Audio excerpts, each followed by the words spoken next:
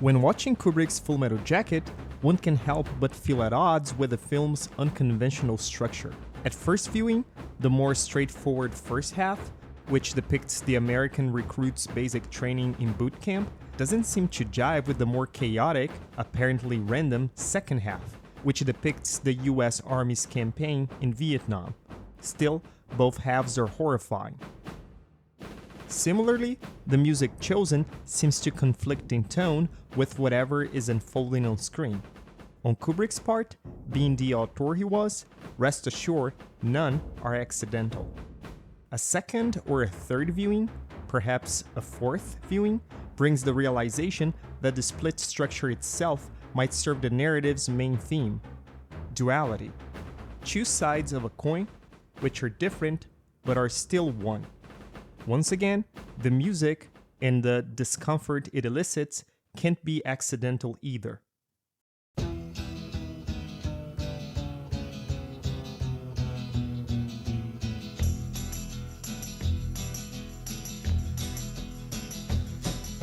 You keep saying you got something for me, something you call love, but confess. These Boots Are Made for Walking by Nancy Sinatra transitions the film from its first into its second half, the dreadful days in Vietnam. Thing is, the song plays right after Private Pyle, one of the recruits in basic training, goes psycho and kills Sergeant Hartman in cold blood. Then, he shoots himself. No time's given whatsoever to process the shock of what just happened. Just like that, life rolls on. In spite of the feeling of discomfort, the music also complements, enhances the scenes, just as it should, but in weirder ways than one might expect, since with Kubrick, things aren't straightforward at all. Take the scene in which Sergeant Crazy Earl kills two of the Viet Cong running across the battlefield. The high-tension atmosphere of the enemy's attack breaks with the song Surfing Bird by Trashman. Oh, well, everybody's heard about the bird. Much more than just bringing back the already unsettling feelings, the juxtaposition of such an upbeat piece of music against killings hammers home the rush Crazy Earl gets, which is shown in his smirk.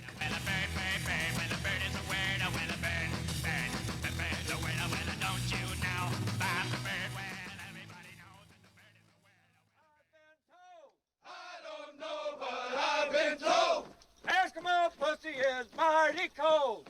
Eskimo pussy is mighty cold. Through the entirety of basic training, recruits are indoctrinated to treat their weapon with such regard and care as they would a girlfriend. This makes a world of sense. In the hellhole of war, the slightest mishandling of one's firearm can mean the difference between life and death. No offense towards women. The drill instructor, filthy mouth gunnery Sergeant Hartman, commands his recruits give their rifle a girl's name. They shall sleep with it, they shall pray with it, pledging true love to their weapon. In the sergeant's own words, you are married to this piece, and you will be faithful. Fast forward to the second half of the film, and Joker, now a sergeant, banters with fellow corporal Payback in his signature John Wayne impersonation. Listen up, Pilgrim. A day without blood is like a day without sunshine. Side note, this conversation amongst soldiers ends with an art joke so atrocious it would easily rival Sergeant Hartman's most colorful language. And, of course, it fits perfectly within Full Metal Jacket's sick sense of humor. Anyways, from the boredom of their encampment, Joker and Payback argue over who's got the most action, if any at all, since their arrival in Vietnam. This alleged lack of combat experience is later mocked by ruthless Sergeant Animal Mother. Once Joker and Rafterman encounter the Lust Hog Squad, legit infantry troopers. You a photographer? No, I'm a combat correspondent. Oh, you seen much combat? Well, I've seen a little on TV. You're a real comedian. Well, they call me the Joker. In the encampment, as Joker and Payback continue with their back and forth, the Dixie Cup song Chapel of Love plays in the scene. Going to the chapel and we're gonna get married. Going to the chapel and we're gonna get married.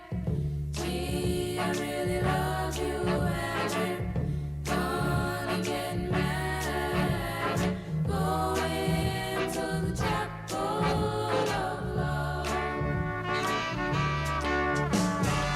Its lyrics are a celebration of marriage, more specifically, wedding day, which should naturally be one of the most special days in someone's life.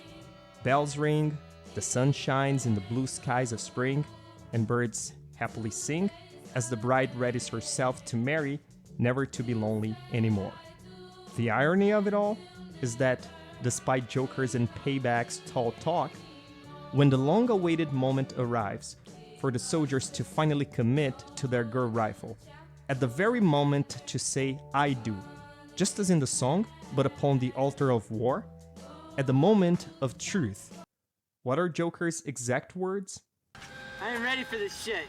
Amen. Yep. Nobody's ever truly ready for love, or war for that matter. Right, Joker?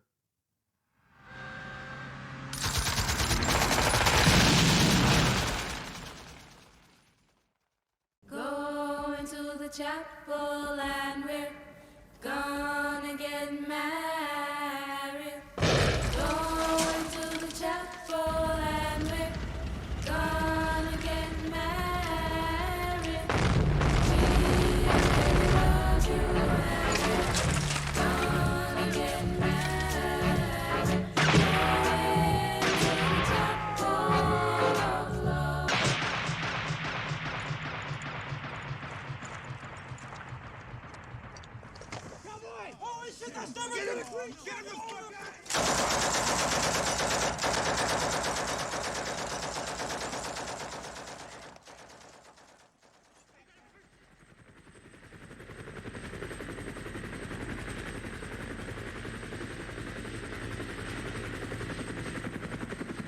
Entertaining as it is, Kubrick's Full Metal Jacket still scandalizes. War is just brutal. No romanticization. With each and every scene, the film keeps pushing the boundaries of what audiences can take. Take the brilliant but vomit-inducing helicopter scene, for instance. The helicopter door gunner shoots at farmers indiscriminately, all the while cracking jokes and bragging about the 157 Vietnamese he's killed, plus 50 water buffalo too, even women and children. When Joker asks the gunner how he's capable of shooting women and children, he responds, Easy! You just don't lead them so much! Joker's clearly asking why he'd be such a sadistic son of a bitch as to commit the heinous war crime of straight up murdering innocent civilians. No remorse.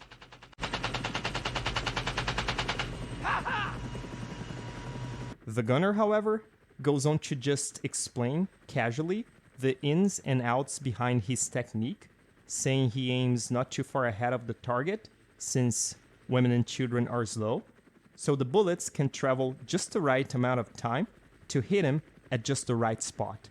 In a nutshell, a question of why becomes a question of how. A question of the morality of it all becomes a question of the practicality of it all. To the gunner's own credit, not being the brightest guy, Joker never phrased the question with a why.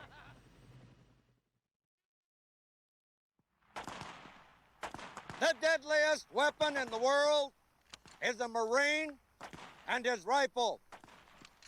It is your killer instinct which must be harnessed. Harkening back to Sergeant Hartman's teachings, in basic training. Your rifle is only a tool. It is a hard heart that kills. But the helicopter gunner takes the whole "your rifle is a tool and it is a hard heart that kills" thing to the extreme. He becomes the tool, devoid of any judgment. And then you will be in a world of shit. In war, hell. Still, Joker should be happy.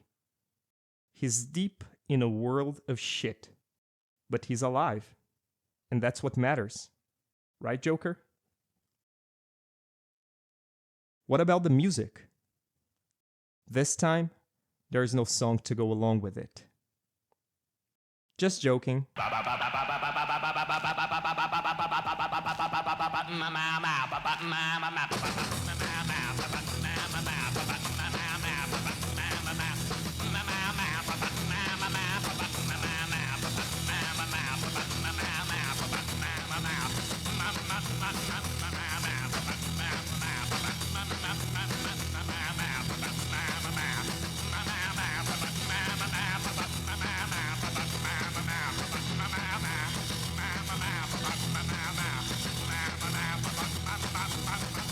Man, this one was a lot of fun.